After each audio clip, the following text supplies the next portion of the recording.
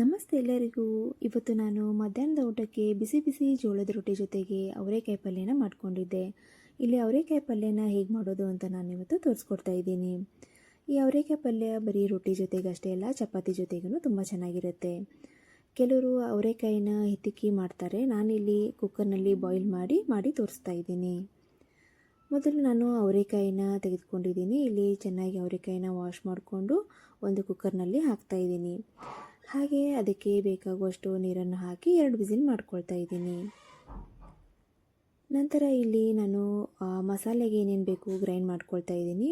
ಅದಕ್ಕೆ ಹಸಿಮೆಣಸಿನಕಾಯಿ, ಕರಿಬೇವಿನ ಸೊಪ್ಪು, ಶುಂಠಿ, ಚಕ್ಕೆ, ಲವಂಗ, ಒಣ ಕೊಬ್ಬರಿ, ಕೊತ್ತಂಬರಿ ಬೀಜ, ಕೊತ್ತಂಬರಿ ಸೊಪ್ಪು, ಹಾಗೆ ಕಟ್ ಮಾಡಿದಂತಹ ಟೊಮೆಟೊ, ಹಾಗೆ ಸ್ವಲ್ಪ ಉಪ್ಪನ್ನು ಹಾಕಿ ಸ್ವಲ್ಪ ನೀರನ್ನು ಹಾಕಿ ಇದನ್ನು ಗ್ರೈಂಡ್ ಮಾಡ್ಕೋಬೇಕು.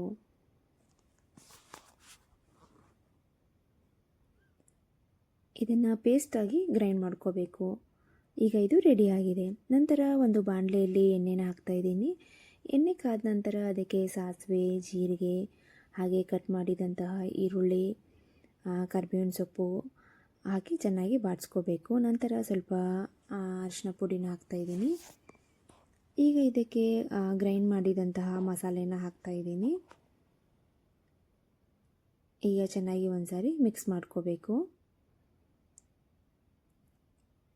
ನಂತರ ಇದಕ್ಕೆ ಸ್ವಲ್ಪ ಉಪ್ಪು ಹಾಕ್ತಾಯಿದ್ದೀನಿ. ಆಲ್ರೆಡಿ ನಾನು ಗ್ರೈಂಡ್ ಮಾಡುವಾಗ ಸ್ವಲ್ಪ ಉಪ್ಪನ್ನು ಹಾಕಿದ್ದೆ.